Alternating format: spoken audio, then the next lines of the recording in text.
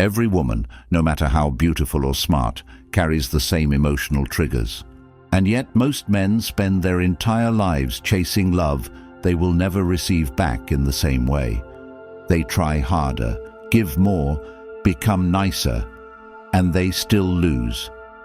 Because they never understood what really drives a woman, not what she says, but what she responds to. You've seen it.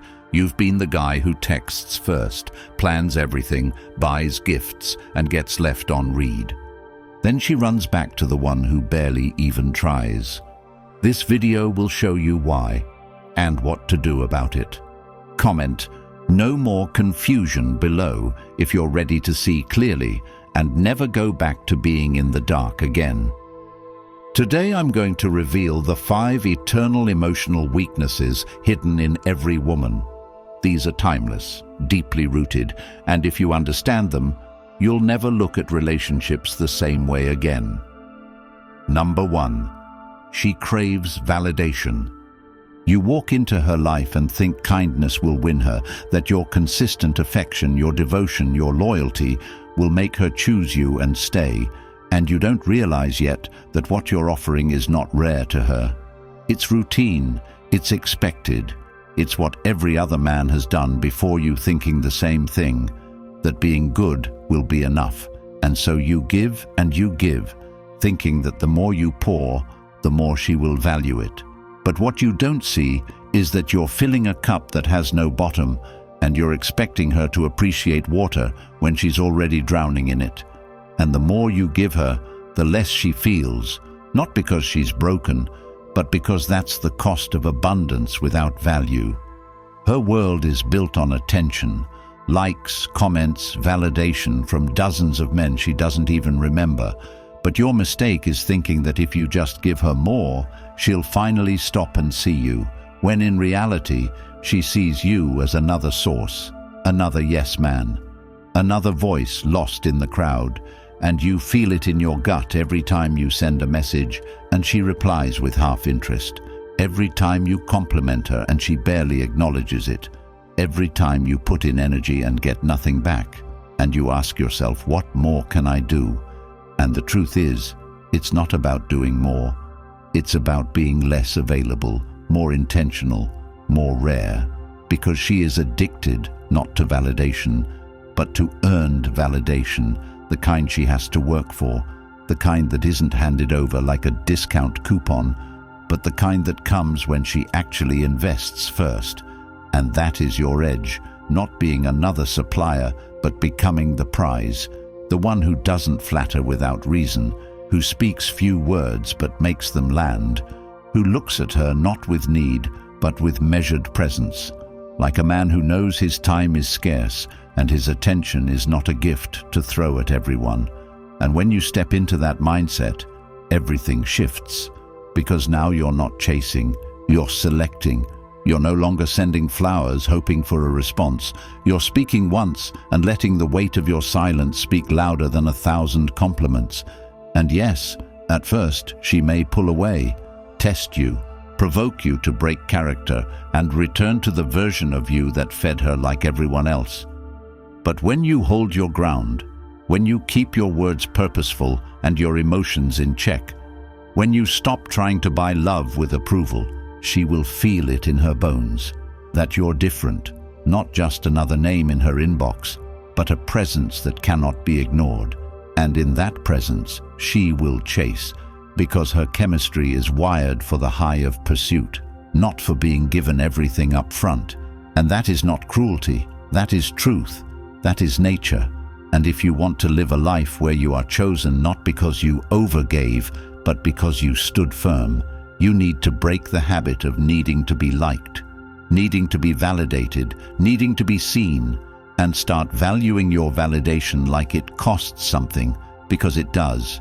It costs time, energy, peace, and if you give it away too easily, you pay with your dignity, your sanity, and your self-respect. So if you want to change this dynamic, start today. Stop complimenting just to feel acknowledged. Stop texting just to be remembered. Stop showing up uninvited, and instead Become the man whose silence speaks louder than desperate words, whose presence must be earned, whose attention is the result of value received, not pity given. And when she finally does earn it, she'll feel something she hasn't felt in a long time. Admiration, not for what you give her, but for what you hold back, because restraint is power and scarcity is desire. And until you understand that, you'll always be in the friend zone wondering why your love wasn't enough. When the truth is, she didn't need more love. She needed to earn respect, and you robbed her of that opportunity by giving everything before she even asked. And if this truth hits home, if you feel the weight of your own patterns and you're ready to shift, the Stoic Relationship Blueprint is your next step. It's not just a book, it's a complete reset, built on timeless principles that will immediately transform how you show up, not just in relationships, but in life. And now, it's available in audiobook format, so you can listen to it while walking, jogging, training, even on your way to work, letting the wisdom sink into your mindset every day. Ask yourself, how long will you keep repeating the same cycles? How much longer will you wait to become the man who doesn't chase, doesn't doubt, and doesn't beg? And it's yours forever. Once you get it, you own it. The insights, the lessons, the clarity, they're yours for life. The link is in the comments. Take it, listen, apply it, and never go back to the old you. Number 2, she needs uncertainty. She says she wants consistency, but what she means is she wants consistent excitement, consistent challenge, consistent emotional engagement. And what most men don't understand is that once she has full access to you, once she can predict your every move, your responses, your availability, your approval, your need to be there, she feels no drive, no curiosity, no emotional pull, and slowly her desire begins to fade, not because you did something wrong, but because you did everything right in the wrong way. And it's not your fault because the world lied to you, telling you that reliability and devotion are enough. But the truth is, without uncertainty, those traits become invisible. You become background noise in her emotional world, and she starts looking elsewhere. Not because she's evil, but because she can't feel anything anymore, and feelings are everything to her. That's the currency of her attraction, not facts, not logic, not your long-term planning. And this is where men fall apart. They start doing more when they should be doing less. They start explaining more when they should be quiet. They start overcompensating when they should be retreating into their purpose, into their silence, into their own world. And you've been there, haven't you? Where you responded fast, checked in constantly, made plans in advance, laid out everything so she could feel safe. And she said she liked it, even thanked you for it, but you could feel the energy draining from her, the spark dying, and she didn't even know why. And now you're left wondering what else you could have done when what you needed to do was pull back, not to punish, not to manipulate, but to preserve your mystery, because unpredictability is tension, and tension is attraction. And when she doesn't know what's coming next, her mind stays alert. Her emotions stay invested. Her energy follows your energy, and the way you bring that into your life is by no longer being fully accessible, not emotionally, not digitally, not energetically, because your attention must be earned. Your presence must have weight, and if she doesn't feel the weight of your absence, she'll never value your presence. So you don't text her every day, not because you're playing games, but because your days are full. You don't post everything online, not because you're hiding, but because you're focused. You don't tell her everything at once, because you understand that the unknown is more powerful than the known. And the moment she thinks she's figured you out, she'll either test you or leave, and both come from the same root, boredom. And you must never let her get bored, not by trying to impress her constantly, but by never fully revealing your hand. Keep your ambitions quietly growing, keep your thoughts layered, your schedule full, your circle tight, your presence intentional. Let her see glimpses of who you are, enough to keep her engaged, but never enough to feel she owns you. Because the moment she feels she controls the rhythm, she starts rewriting the song, and she doesn't even know she's doing it. It's just how she's built, and your job is not to change her nature, but to understand it, to work with it, not against it. By staying just out of reach, just hard enough to read, just unpredictable enough that every time she hears from you, it triggers a wave of curiosity instead of routine comfort. And when you master this, she starts leaning in, starts investing emotionally, starts wondering more, imagining more, questioning more, and in that space you create, desire grows, because desire doesn't live in comfort. It lives in contrast, in unpredictability, in moments of silence followed by words that matter, and that doesn't mean being cold or emotionally distant. It means being disciplined. It means not rushing to fill every gap, not always reassuring, not always fixing, not being available at the cost of your own life. And when you stop chasing her with certainty, she will chase you with interest, and it will feel like magic. But it's not magic, it's clarity. And this clarity will save you from heartbreak, from resentment, from years wasted giving love that wasn't appreciated because it came too easily, too predictably, too cheaply. And if you really want to see how much a woman values you, watch how she behaves when you stop making her the center of your universe. Because if she respects you, she'll come closer. And if she doesn't, she'll reveal it. And either way, you win. And this is what you need to start practicing today. Not later, not next week, but now. By looking at your behaviors, your habits, your patterns of communication, your reflexes to be overly kind, overly responsive, overly available, and start breaking them one by one, replacing them with grounded stillness. A strong sense of your own value and the quiet understanding that your time, your energy, your love is a limited resource. And if it's not respected, it's removed, not emotionally, not angrily, just removed because you know your worth. And the men who know their worth never have to prove it with words. They prove it with presence, with poise, with restraint. And if you can become that man, you will never again have to ask why she lost interest, because she never will. She'll be trying to figure you out until the end. Number 3, she tests your strength. Every man who has ever tried to do everything right in a relationship eventually hits a moment he never sees coming. A moment where the woman he's trying to love suddenly shifts. She starts arguing over things that don't matter, saying things that feel disrespectful, throwing jabs you didn't expect, changing the tone of her voice from soft to sharp, pushing boundaries she once respected. And in that moment, most men start scrambling, trying to understand what went wrong. They think maybe they said something off. Maybe they need to fix something. Maybe she's having a bad day, and so they become even more accommodating, more agreeable, more flexible. They let her mood dictate their peace, and slowly, piece by piece, they begin to shrink. They don't know they're being tested, but they are. Because a woman doesn't always test you with intention. She tests you with instinct. She needs to know that the man she's emotionally tying herself to is unshakable, is consistent, is clear. And so she pushes to see if you'll bend, to see if you'll fold under pressure, to see if your character is based on principle or her reactions. And this is where most men fail. They start reacting emotionally. They try to argue for their value. They raise their voice or lower their standards.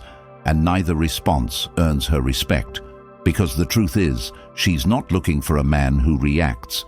She's looking for a man who doesn't move off his foundation. And when you understand that every attitude shift, every challenge, every silence, every emotional switch is not always a sign of crisis, but often a subconscious probe for strength, you stop trying to fix her emotions and start mastering your own presence. And the moment you stop trying to appease and start standing still, that's when the dynamic changes. She sees it in your eyes that you won't be moved by passive-aggressive tone changes. You won't be manipulated by cold shoulders or emotional games, not because you don't care, but because you've mastered your reactions. And that's when she either leans in or walks away. And if she walks, let her. Because if she leaves because you refuse to abandon your self-respect, then she was never yours to begin with. And if she stays, now it's based on respect, not control. Because she's finally in front of a man who doesn't just talk strength, but lives it. And strength doesn't mean being loud or aggressive. It means being calm when provoked, silent when pressured, clear when attacked, composed when tempted to break character. And you must understand, no matter how much she likes you, if she feels you lack inner fortitude, she will test until you break or prove her wrong. And when you break, she may say she forgives you, but she loses something inside. That spark dims, that deep admiration begins to fade, because she can't fully desire someone she doesn't admire. And she can't admire someone who doesn't lead himself. And you lead yourself not by controlling her, but by refusing to be controlled by her, by grounding yourself so deeply in your own values, your own priorities, your own direction, that her shifting energy never dictates your identity. And that requires inner work, serious, silent, solitary work. The kind where you audit your need to be liked, your fear of being alone, your habits of self-betrayal, the way you rush to please out of anxiety rather than principle, and you start cutting those patterns out of your life, replacing them with stillness, with measured speech, with clear boundaries, with non-reactivity, with time alone where you remember who you are without her attention. And when you master that, you become rare. Not because you've changed for her, but because you've become solid for yourself, and she will feel it in her core. The emotional pressure she once used to bend others now falls flat against you. Not because you're hard, but because you're grounded, and when she feels that, it either breaks her illusions or builds her trust. And either way, you win, because now you're not fighting for her affection.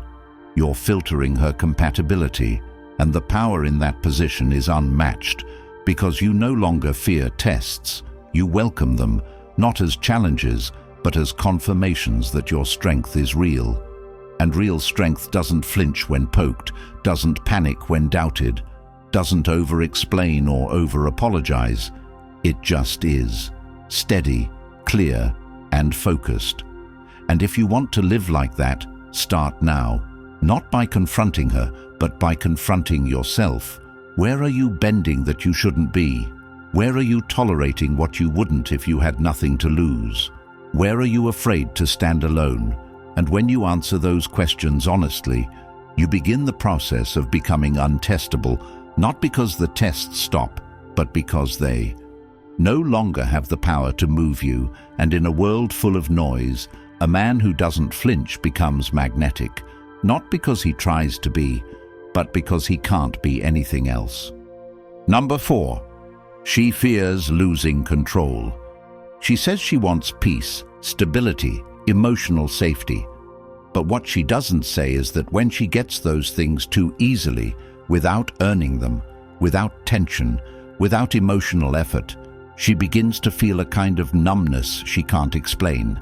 And it's not because she wants chaos, it's because she's built to respond to polarity, to emotional shifts, to the dance of energy between closeness and distance.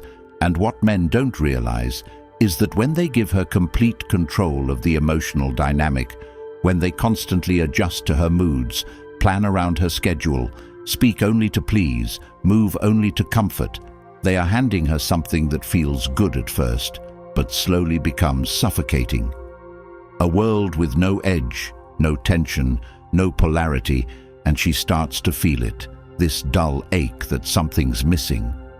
She starts reacting more, becoming colder, more irritable, more difficult to please, and he thinks it's about her feelings. So he tries harder, softens more, walks on more eggshells. But what she's actually reacting to is the loss of structure, of leadership, of any resistance, because deep down, She wants to feel your frame, not control it. And when she realizes that her emotions move you more than your values do, she loses the very trust that once made her open up to you, not because she's cruel, but because she's wired to respect strength, and strength is not controlling her, it's not fixing her, it's remaining stable in the presence of her change. And most men fail this because they confuse care with compromise. They think love means always agreeing, always adjusting, always making space. But true grounded presence means you can hold your line even when she's shifting hers. And this is the paradox you must master. She wants influence, but she doesn't want power over you. Because when she has power over you, she loses emotional safety, and that's when things unravel. She starts withdrawing, you start chasing. She starts testing, you start doubting, and before you know it, you've abandoned your center to chase a peace that only exists when you reclaim it internally, and it starts with your daily choices. How you speak, how you react, how you hold space when she's emotional without becoming emotional yourself, how you stay grounded in your purpose even when she tries to distract you with emotional waves. Because in her world, emotions are navigation, not direction. And if you follow her emotions instead of your clarity, she starts to feel unsafe because now she's leading both herself and you. And no matter what she says, she does not want to lead you emotionally. She wants to be free to feel everything without those feelings dictating your actions. And when you become that man, who does not overreact, who does not explain himself every time she changes her tone, who does not adjust his goals to match her comfort, you become the kind of man she can trust without controlling, because control is a burden for her, not a privilege, and she only carries it when you drop it, and you drop it the moment you start living for her approval instead of for your integrity. And if you want to shift this dynamic starting today, you have to reclaim the parts of yourself you've been outsourcing to her emotions. The part that needs her to be happy before you can feel strong. The part that seeks reassurance instead of clarity. The part that lets her mood determine your decisions. And you begin to build that core again by becoming silent when you want to justify, by becoming still when you want to overreact, by staying present when you want to escape. And in that stillness, you remember who you are, what you stand for, what your time and energy are worth. And from that place, you engage with her, not as a pleaser, not as someone who needs to be told he's doing enough, but as someone who already knows who he is and shares his energy with discernment. And when she senses that, everything changes, because now she sees that no matter what she does, she can't sway you off your foundation. And while part of her will resist it at first, try to poke at it, test it, even sabotage it, the deeper part of her will begin to relax in your presence, not because you became passive, but because you stopped being reactive. And this is the foundation of polarity. When your world doesn't orbit around her but remains consistent with or without her, when your energy isn't contingent on her mood but on your values, and when your peace is not a product of her behavior, but a decision you make daily through what you tolerate, what you prioritize, and what you refuse to let control you. And this isn't about detaching emotionally, it's about attaching to something deeper than approval. It's about connecting to your purpose so strongly that any connection you have, romantic or otherwise, either aligns with that purpose or falls away naturally. And when you live like this, you no longer fear her pulling away, because you're no longer holding on from weakness, you're choosing from strength. And if she stays, it's because she wants to follow your lead. And if she leaves, it's because she cannot thrive in a space where she doesn't get to dictate your identity. And either way, you remain whole, unshaken, focused, and free from the illusion that you must sacrifice your power to gain connection. Because any connection that requires you to shrink is not worth having, and the ones that grow with your strength, those are the ones that bring peace, not because they lack challenge, but because they respect your boundaries, and the only way she will ever respect them is if you do first. Number 5. She lives for emotional drama. She doesn't consciously want it, but she is emotionally wired to need it. Not in the destructive way most men assume, not in the constant conflict that drains and breaks, but in the subtle emotional movement that makes her feel something. And this is where most men fail miserably, because they think the goal is total peace, absolute calm, a love that flows with no friction, and they work tirelessly to build that environment by removing every possible point of conflict, by avoiding disagreement, by silencing their opinions, by suppressing their own boundaries, just to keep things smooth.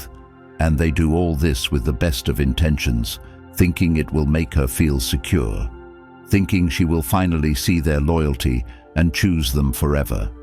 But what really happens is she starts feeling numb, distant, detached, not because she doesn't care, but because the emotional frequency has flatlined, and when there's no emotional movement, she starts looking for it, sometimes by complaining about things that don't matter, sometimes by creating tension where there was none, sometimes by testing how far she can push before you finally react.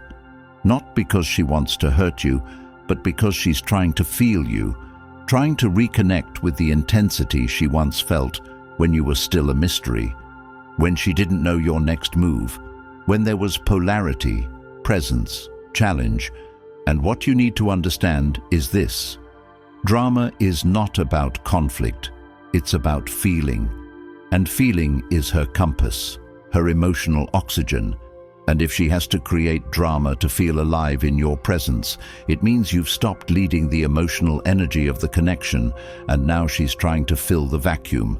And the worst part is, most men blame her for this, calling her unstable, accusing her of being toxic, when in truth, they left a void by becoming emotionally predictable, and she's trying to fill that void the only way she knows how, by triggering some kind of reaction. And your job is not to shame her for this, nor to collapse under it, but to redirect it, to understand that emotional energy must be present in the relationship, and it's either going to be guided or it's going to be chaotic. And if you're not the one leading it, then by default, she will, and she will lead it into crisis, not because she wants crisis, but because she needs contrast. And this is where emotional leadership becomes your greatest asset. Because when you understand her need for movement, you stop reacting and start directing. You learn to introduce polarity not through arguments, but through your presence, through light teasing, through bold silence, through deliberate space, through shifting your attention back to your mission when she expects you to orbit around her feelings. And every time you do that, every time you guide the emotional rhythm with calm certainty instead of fear-driven overcompensation, she feels the contrast her emotions crave, and that contrast reignites her attraction. Not because you played games, but because you broke the emotional monotony. And the truth is, emotional leadership doesn't mean avoiding her emotions or numbing yours.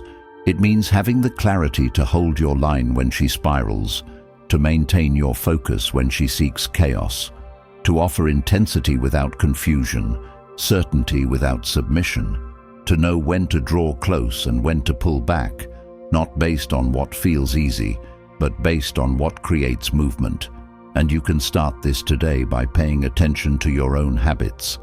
How often you apologize just to keep the peace, how quickly you explain yourself when she seems upset, how you tiptoe around her mood instead of standing in your own. And once you become aware of those patterns, you begin replacing them with assertiveness, with presence, with unpredictability, not recklessness, but intentional contrast, where she doesn't know if your response will be humor or indifference, tenderness or silence, not because you're erratic, but because you're not afraid to be dynamic, to be expressive, to be clear in your edges. And in doing so, you give her what she's truly craving. Not control, not safety at all costs, but emotional vitality. And that vitality is what brings her back to you emotionally, mentally, physically, because now she doesn't just understand you, She feels you, and that feeling is everything to her. And if you continue to avoid the edge, to avoid the intensity, to avoid the sharp honesty that comes from being fully in your truth, she will either pull it out of you in ways that damage the relationship, or she'll seek it elsewhere. And either path leads to disconnection unless you learn to lead emotionally, to create drama not through chaos, but through contrast, not through conflict, but through energy, not through volume, but through stillness. And that's the essence of becoming irreplaceable, not by being perfect, not by being soft, but by being alive in your expression, unwavering in your frame, expressive in your truth, and willing to risk her temporary frustration for the sake of long-term polarity, because the man who leads the emotional tone of a relationship never has to beg for connection. He becomes the source of it. They told you to just be nice, to always give, to never question. And look where that got you: overlooked, overextended, and emotionally emptied. Society doesn't want you to know this truth, because a man who understands his power can't be controlled. But you're here now, and you've seen what happens when you stop begging and start leading. If you're ready to rewire your mind, reclaim your strength, and stop chasing women who don't respect you, get the Stoic Relationship Blueprint now. It's packed with timeless, life-changing Stoic principles, and the audiobook version means you can listen while walking, jogging, or grinding through your day, letting it shift you one mindset at a time. Comment, "I lead now," if you're ready. Like this video to push it into the hands of another man who needs to hear this, and subscribe so we keep dropping truths they never wanted you to hear. The link is in the comments. Own this knowledge. Transform your life.